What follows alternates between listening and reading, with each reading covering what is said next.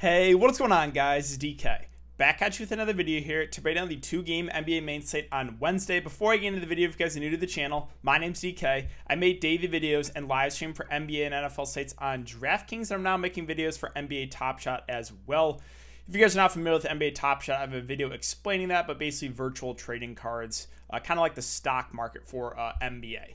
If you're unable to watch these YouTube videos, I'll also upload an Apple Podcast. I'll link down below. If you guys are interested in signing up for premium content, I'll offer that on patreon.com, esports package, as well as an NBA package. And then I want to thank Prize Picks for sponsoring this show. If it's your first time watching these videos or you're not familiar with Prize Picks, the idea is you're taking over/under on fantasy points. So they have 8-player, 12-player, or actually, take that back. They have a lot. 20 players up right now.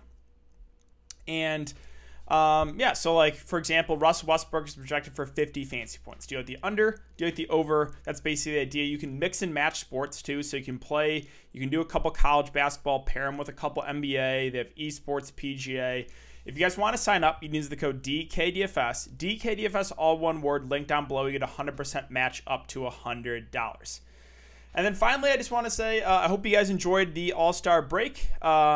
You know, it was a nice little week off of NBA DFS, but ready to get back to the grind of playing every single day. Definitely missed it. You know, the break was nice, but I won't lie, I missed playing every single day. So, all right, let's jump into the video. Before we talk about players and their prices for this two-game slate, we can look back my lineup here from, what was it, Thursday, I think was the last game last week. You guys thought you were going to get no tilting in this video. You were incorrect. There will be some tilting here. So this was a crazy slate.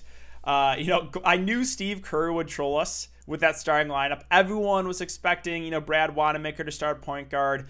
Everyone was expecting Kent Bazemore to start. And what does Steve Kerr do? Starts Nico Mannion, starts Damian Lee. So that threw a wrench into things. But you know, I did talk about the Golden State value and play whoever started. So I played, you know, 4 of their starters. Mannion, Juan Toscano-Anderson, Damian Lee were all pretty solid for their respective prices. Again, they allowed me to get those stars into my lineups. The stars I went with, Giannis was all right. You know, expected maybe a little bit more. Can we talk about this for a second? Kawhi Leonard against probably the worst, if not one of the worst defenses in the NBA. Get lucky and get Paul George ruled out basically at lock. So no Paul George, one of the best possible matchups. 31 fantasy points for Kawhi. Someone want to make some sense out of that for me? Does that make any sense to anyone? And to top it off too, he got into foul trouble. Now, still, like, I think he played 32 minutes. Still should have crushed in that time. Like, I know foul trouble, he lost probably 6-7 minutes, but I just cannot believe that. Two guys that played really well for me. De'Aaron Fox at low ownership. I love that game as part of a stack, that Sacramento-Portland game. Used Fox, 12% owned one for 64 fantasy points. And I was really high on whoever started from Miami at center, whether it was Precious or Kelly Olynyk. It was Kelly Olynyk that started the 5, and he was low owned. I don't think people realized that when Kelly O plays the 5, that is such a big boost to him playing the 4. So Kelly Olynyk, 19% owned, 45 fantasy points. So Olynyk, Fox, really solid for me. Guess who I played also? Andrew Wiggins. This is why I do not play Andrew Wiggins, guys. No Steph Curry. No Draymond Green. No Kelly Oubre. Has the team to himself. What does Andrew Wiggins do? Bust in like 32 minutes, 26 fantasy points. So I get the Kawhi bust with no Paul George in the best possible matchup, and Andrew Wiggins, someone I never play. I played him, and that's why I don't play him. So, but yeah, it was still, you know, it was still a good night for me. It could have been an amazing night if I just have, you know, let's just say a normal game from Kawhi without Paul George against Washington. I would say 50-ish fantasy points would be a pretty normal game for him. Wiggins, let's just say he actually plays decent and gets him at 35. Yeah, it could have been a massive night for me, but still overall solid night. Cash in all tournaments. Just could have been a lot bigger night. So that's it for the tilting, guys. Again, that is the reason why I did not play Andrew Wiggins. Let's talk about shortly this 2-game slate. So Washington, Memphis is a 238 over under. Memphis are currently 2.5-point favorites in the Spurs. Mavs 221.5 over under. The Mavs are 4.5-point favorites. So let's start off with the Washington Wizards. And at the top, we have Westbrook and Beal. Westbrook at 10-1, Beal at 9.4K. I think I still slightly prefer Westbrook. When they're priced about the same, I will always go Westbrook just because he does more of the peripherals. But now we have, what, a $700 difference between those two? It's really close for me because Beal, again, he will run the point when Westbrook's not out there. He's just not going to do as much of the peripheral stats. I think you could honestly play both and stack this game. This game is way more appealing to me than the later game. I guess if I had to pick, I might lean Westbrook still, even though it's a little bit more expensive, just because I think he has the higher floor with the basically triple-double upside every time he takes the court. But yeah, I like Westbrook. I like Beal at the top. I think you could play both because it's a 2-game slate. Now, normally we'll just be, if this is a larger slate, I would just be like, all right, we're moving on. But it's 2 games, so we do have to talk about the secondary players for Washington, unfortunately. Rui Hachimura at 5'3", I don't have a ton of interest in. He's playing probably 25 to 30 minutes, has not been a super high usage guy, 16, 12, 13, 15 fancy points the last 4 games. I think we probably get somewhere around 15 to 25 fancy points. So at 5'3", it seems a little bit pricey for him. Not saying he's out of play, but I just don't love the price. Davis Bertans at 4.4K. Definitely viable. Minutes haven't been as high. 26, 28, 26 minutes. I'm expecting pretty similar, mid-20s minutes for him. The upside with Davis Bertans is he's a good shooter. And when he's hitting shots, he can have some pretty big games. The downside, when he's not hitting shots, has a pretty low floor. But I will say, there's not a ton of value on this slate.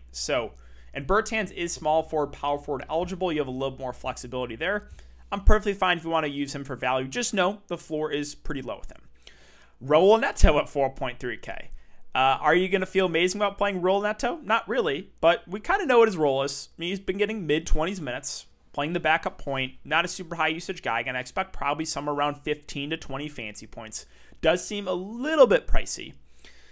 I'm not really interested in Garrison Matthews. He'll probably play 10 to 15 minutes. If I'm going to take a shot in like one of those like min-price guys off the bench, probably would be Denny. He has played 26 and 20. His minutes fluctuate. And he, like Davis Bertans, is super reliant on scoring. But he's cheaper than Bertans. He is small forward, power forward eligible too. Like, Denny and Bertans are pretty similar plays to me. Bertans, I would say probably has a little bit more upside, but he's also $1,300 more expensive. So Denny and Bertans, on this 2-game slate, again, there's not a ton of value, so I'm considering both of them. And then we have the center roulette. So, oh, man, I really hate Washington and their centers, but let's try to break it down. So I will say I think the safest center play is Robin Lopez because he's played the most minutes, recently. He'll play probably somewhere around 15 to 25 minutes. If he gets close to that 25-minute mark, there's a good chance he gets there. If he only plays about 15, not so much. Now, Memphis, I think they're going to need him against Jonas Valanciunas, right? I don't really know if Mo Wagner can handle him. I mean, I guess they could put Len on him. Again, it's really a guessing game. Like, Washington, you just never know what they're going to do with their centers, but I think Lopez is probably the safest, as weird as that sounds. Now, whereas Mo Wagner's at 3.2K, he's been starting but not playing a ton. Last 5 games, 18, 12, 13, 11, and 19 minutes. Now, Wagner is a better point per minute guy than Lopez. But Lopez, more often than that, will play more minutes than Wagner. So you can take a shot on Wagner, but I think he's a pretty risky option.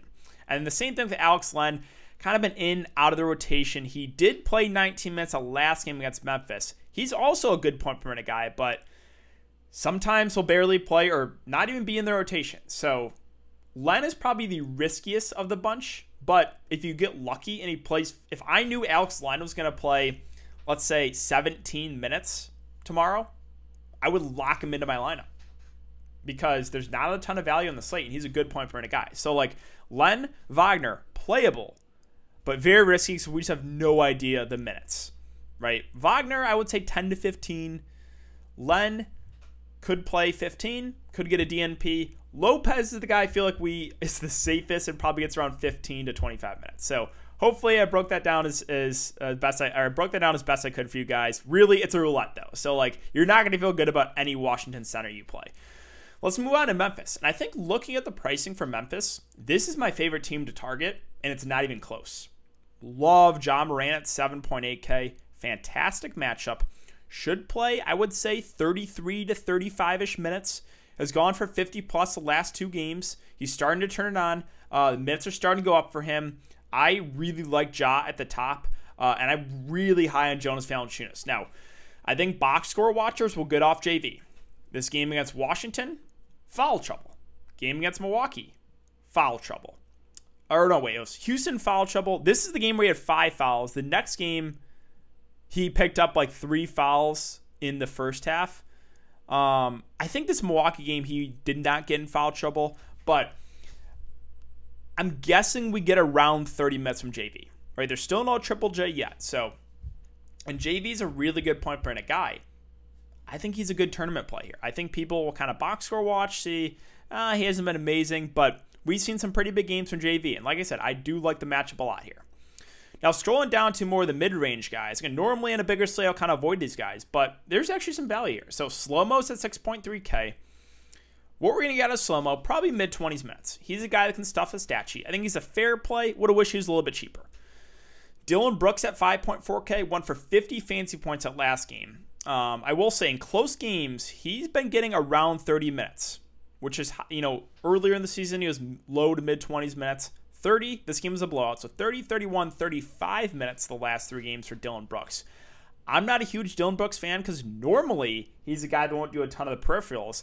This game more of an outlier, right? 3 steals, 3 blocks, 7 assists, 4 boards. We're probably not going to get that from Dylan Brooks again, but like I said, there's not a ton of value on the slate. I think he's a pretty decent play in the mid-range because of the matchup. He's a guy that can get hot, and when he's shooting the ball really well, we've seen some opposite games from Brooks. So I do like him in the mid-range. I'm also pretty high on Brandon Clark at 5.2K. Close games, back to last 2 games, 34, 29 minutes. He's a guy that can stuff a stat sheet, can get you some blocks, some steals. I do like him for I guess not really for value, but kind of in the mid-range. Now, there's no Grayson Allen. Not a huge deal, but does, slight boost to guys like Bane, Winslow. DeAnthony Melton had that big game, 2 games going for 39 fancy points. Minutes kind of fluctuate with him. When he gets mid-20s minutes, if I knew he was going to play mid-20s minutes, I would be a lot higher on DeAnthony Melton. But like I said, the minutes kind of fluctuate for him. So I think he's a decent tournament play at that price point. And then, value-wise, we have Bane, Winslow, Xavier Tillman. Desmond Bane has been starting. Probably get, if he starts again, 20 to 25 minutes. Fair value at 4K. Winslow at 3.9K has been getting around 20 to 25 minutes. Again, decent value because of the matchup. Tillman not playing as much, I would say around 15 minutes. But all 3 of these guys are viable because if you're going for that stars and scrubs build, you're going to have to take some shots on some of these guys. Tyus Jones also probably gets around 15 minutes. He's a basic min price. So really, we got to consider these Memphis guys, right? So Jones, Tillman, Winslow, Bane, I think are all viable for value. Memphis is a team probably the team I'm the highest on for the slate. Let's move on to San Antonio, Dallas, the final game here. So the Spurs are a team I don't love because looking at the roster, now they're fully healthy. And a lot of these guys are priced up from when half the roster is out. So DeMar DeRozan at 8K, I think is a decent contrarian play. I think I would probably rather get 2 other spin-ups in the slate. That doesn't mean DeRozan can't get there, right? I think we probably still get mid-30s minutes from him. He should be the number 1 in the offense. So I still think DeRozan's a solid play at the top. Still some interest in DeJounte Murray for tournaments as well. I don't know if he's going to play mid-30s minutes with Derek White back, right? Keldon back. They're fully healthy. But, DeJounte Murray is a guy that, can stuff a stat sheet, has triple-double upside. Just a little bit worried about the minutes. So I think if I had to pick one of the 2, which one would be safer would be DeRozan. Still some interest in DeJounte Murray, but I think those minutes do go down now with Derek White back, with again, a lot of San Antonio being healthy. Jakob Poeltl, Aldridge, no thank you. Keldon Johnson, yeah, he's a viable tournament play. Did play 22 minutes last game, but the minutes kind of been all over the place for him, so don't feel super confident about it. Derek White at 5K has missed, the last 5 games. As long as there's no minutes limit for him, I'm expecting mid-20s minutes. I think, again, fair value. Like Lonnie Walker, Rudy Gay, Patty Mills, Lyles, just no one really stands out because, again, a lot of these guys were priced up from when the Spurs were missing a lot of players. Finally, Dallas. So if Luka Porzingis at the top, Luka is a lot safer if you can get to him. Should play mid-30s minutes, a guy that has triple-double upside. It is a good matchup. So if you can get to Luka Doncic, I have really nothing bad to say. The price is fair, safe play. It's just a matter of, are you confident with enough of the value to get him in there? Porzingis, definitely more of a tournament play.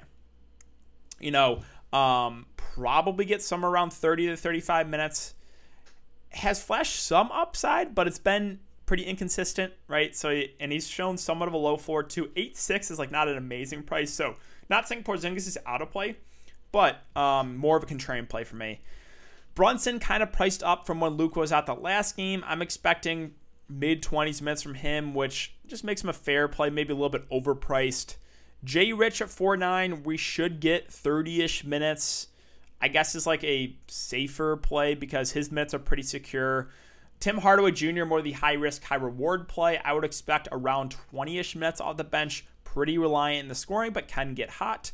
Dorian Finney-Smith, low-usage guy. I think I would rather take the shot in Jay Rich if I was going to play one of the lower-usage, Dallas guys that, play big minutes. Maxi Kleber, 4.3. Probably get around mid-20s minutes. Not a super high-usage guy, but in play for value. And then, honestly, I don't really trust anything else. Like Trey Burke may be in the rotation, may not. Played 22 minutes that last game with no Luka, but previous games, 17, 10, 10. So we probably get around 10 minutes from Trey Burke at basically min price. And then, the bigs, will they even use Cauley Stein or Powell? They didn't really the last game, right? Cauley Stein played 4 minutes against Orlando. Dwight Powell played 4 minutes. Boban did not even play in that game. So they really just use like Porzingis and Maxi Kleber. James Johnson at 3K. Will most likely not be in the rotation. I mean, he did play 13 minutes the last game, but he's a guy that's kind of been in and out of the rotation. I guess at mid price you can take a shot at him for tournaments, but really there's not a ton of value I like for Dallas. But yeah, that's going to do it for the video today, guys. So if you have been enjoying the content so far, I would really appreciate if you leave a like button on the video, subscribe to the channel if you haven't already, and hit the notification bell so you know when I upload videos look live. I will be doing a YouTube live stream before lock tomorrow, so make sure to check that out, guys. Thanks again. Have a great night, and I will see you all tomorrow in the live stream.